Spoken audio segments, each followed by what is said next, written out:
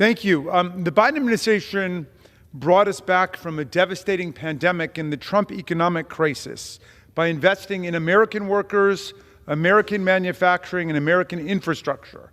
Our policies for the working class majority, instead of the tiny, rapacious billionaire class, pulled our economy back from the brink.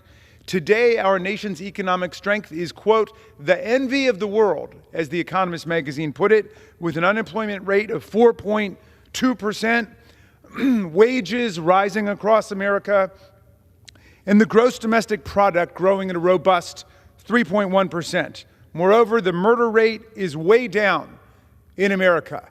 Unlawful immigration at the southern border is now below where it was when Donald Trump left office 4 years ago. And the roaring stock market, which is what Trump and his billionaire entourage care about, just completed its strongest 2 years in a quarter century. Now it's time to make sure all Americans enjoy the benefits of this astonishing economic growth. We should be coming together today to increase the minimum wage, to lift children out of poverty, and to strengthen unions, Social Security, Medicare, and the middle class. But Donald Trump is instead assembling a billionaire cabinet from the top 0.00003% of the wealthiest Americans, drawing the top tier of his new administration from poolside cocktail hour at Mar-a-Lago and setting up the broligarchs and the plutocrats to plunder an even larger share of government contracts and public resources. Trump campaigned on the seductive promise of bringing down the high post-COVID-19 prices for rent, groceries, consumer goods, and health care. But now he's preparing to give power over the economy to his team of globe-trotting, dictator-dealing CEOs and billionaires, the very people responsible for exploiting the pandemic to increase prices in the first place. I doubt the billionaire oligarchs have any interest in bringing down the cost of living for the working middle class in America. But if they do, Democrats stand ready to work with them. After all, we're the ones who dramatically lowered prescription drug prices in Medicare, capping out-of-pocket monthly expenses at $35 a month. I had constituents who were paying $500 a month for insulin as diabetics before that, and it's capped now at $35 a month. And we capped annual total out-of-pocket expenditures for prescription drugs at $2,000 a year. It was the MAGA Republicans deep in the pocket of Big Pharma who categorically and vehemently opposed us every step of the way on lowering prescription drug prices in Medicare. But if our colleagues now have good policy proposals for continuing to lower prices, as we've done, which is what they campaigned on, by all means, bring the proposals forward. Let's see them. Democrats have repeatedly crossed the aisle to hammer out bipartisan compromise. Last year, President Biden and Senate Democrats worked with the ultra-conservative Republican Senator James Lankford to arrive at a tough bipartisan border security deal. But President Trump aggressively tanked the deal, openly expressing his preference for railing against a border crisis rather than actually developing a border solution. Now today the Republicans are on the floor, not with their long-awaited but entirely missing policy solutions to the problems of inflation or immigration. Instead, their bill today is an empty and opportunistic measure. It's not like the compromise they tanked in the last Congress, a bill for greater border security, or for better technology in the ports of entry, or for expanding legal pathways to immigration and citizenship for millions of people, or for addressing huge immigrant visa backlogs. No, this bill would upend 28 years of mandatory immigration detention policy by requiring that any undocumented immigrant arrested for theft, larceny, or shoplifting be detained even if they are never convicted or even charged with a crime. This is a radical departure from current law, which since 1996 has generally required mandatory detention only for persons who are criminally convicted or who admit to having committed certain serious crimes. That is, when criminal guilt is certain and established beyond a reasonable doubt. Under this bill, a person who's lived in the United States for decades, say for most of her life, paid taxes and bought a home, but who was mistakenly arrested for shoplifting, would not be freed to resume her life, but rather would be detained and deported even if the charges are dropped and even if the police admit that the arrest was mistaken. Consider a young dreamer or TPS recipient who's with a group of friends after school and someone in the group shoplifts, stealing a candy bar. To scare the whole group straight, everyone's arrested, whether they were involved in the shoplifting or not. But nobody is charged, and the charges are dropped. For most of the kids, it's a humiliating afternoon and a valuable life lesson. But for one of them, a young person who's been in America lawfully for years with his or her family, the consequences would be devastating under this legislation. Mandatory detention and deportation from the country just for having been arrested, even if never charged. It seems to me passing strange, Mr. Speaker, that our friends are taking this position when they do not even believe that the criminal justice system can be trusted when a jury unanimously convicts someone who's had the best legal representation money can buy in the state of New York on 34 different felony criminal counts after an extended criminal trial with all due process protections, including cross-examination and the right to counsel being afforded.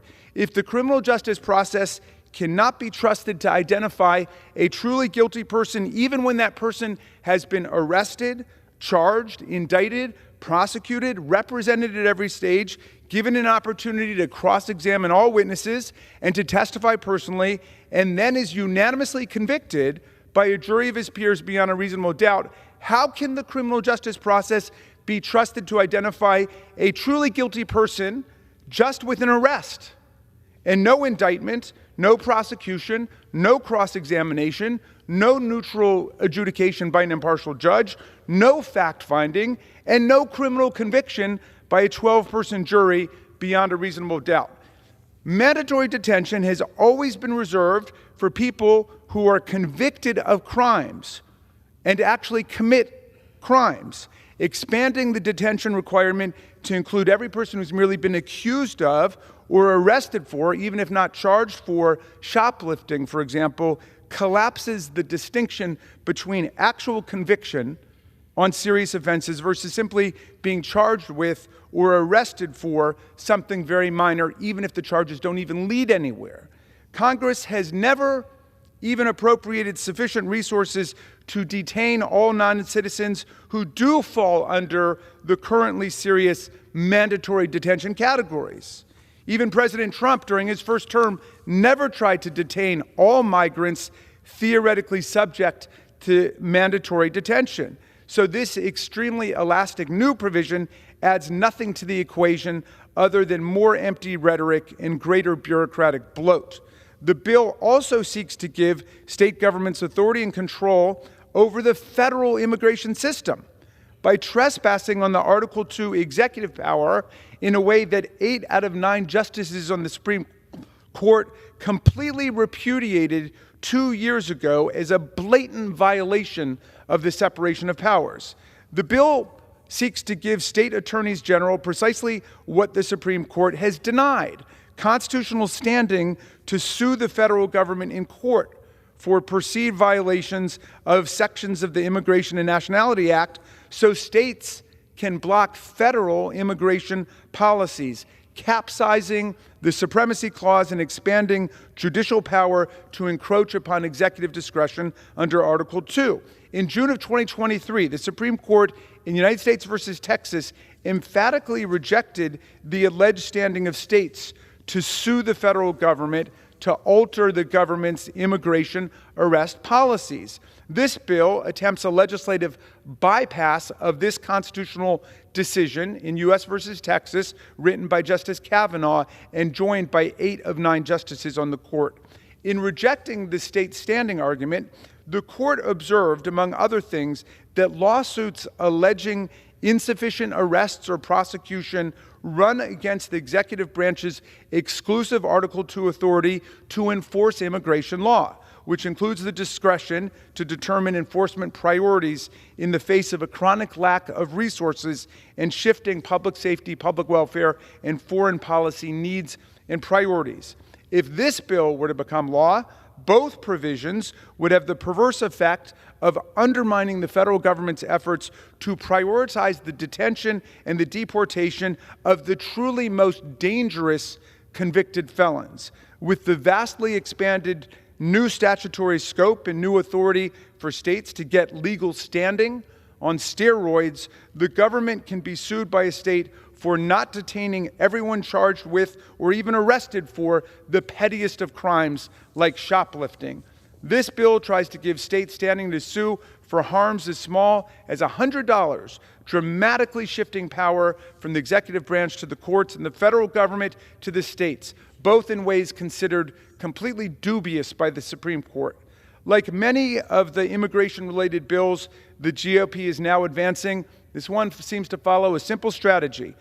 Pick a crime, paste into it a template immigration law covering convicted criminals, and then require detention or deportation of certain persons merely accused of committing the crime or arrested for committing the crime. No due process required at all.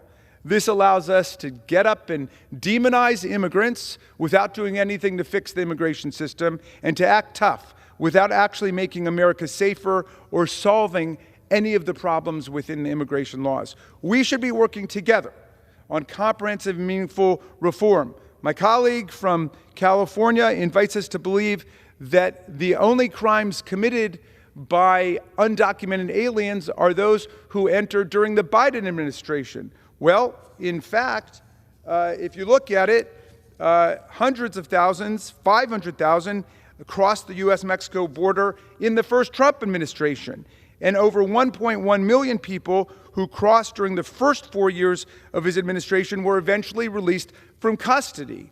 One of the people released from custody, an undocumented alien, is charged with murdering 19-year-old Adam Luker from Alabama. Why don't we have a bill named after Adam Luker? Is it because of the inconvenient fact that the undocumented alien who killed him came in under Donald Trump? I would hate to think so, but we can find lots of cases like that. That's not what we should be doing here in Congress. We should be seriously confronting the problems in a serious way together, rather than just trying to make partisan hay out of other people's tragedies in their lives. Mr. Speaker, this legislation does not move the ball forward on any of the problems facing America. And they are being moved under closed rules, without a hearing, without any legislative scrutiny. This means that no member, not only just Democrats, but Republicans too, no member can offer any amendments to repair the gaping flaws and gaps in these slapdash political bills. So I would urge our colleagues to take a much more serious approach here. The murder of Laken Riley was an unspeakable, an appalling crime, a heinous act. And no parent and no family should ever have to bear such a calamity. We must take clear steps to make sure that people who commit crimes like this are punished to the full extent of the law. And I trust that my friends agree that those who commit horrific violent crimes like these must be prosecuted to the fullest extent of the law. But this bill fails to take any meaningful action to improve our broken immigration system and to prevent crimes like this from occurring again, whether the undocumented aliens entered under a Democratic administration, as they have, or a Republican administration, as they have. We are asked to vote on a bill that fails to address any of the real issues at stake, and we are foreclosed from offering any amendments to improve this sloppy and political product. I urge all colleagues to oppose this legislation, and I reserve the balance of my time.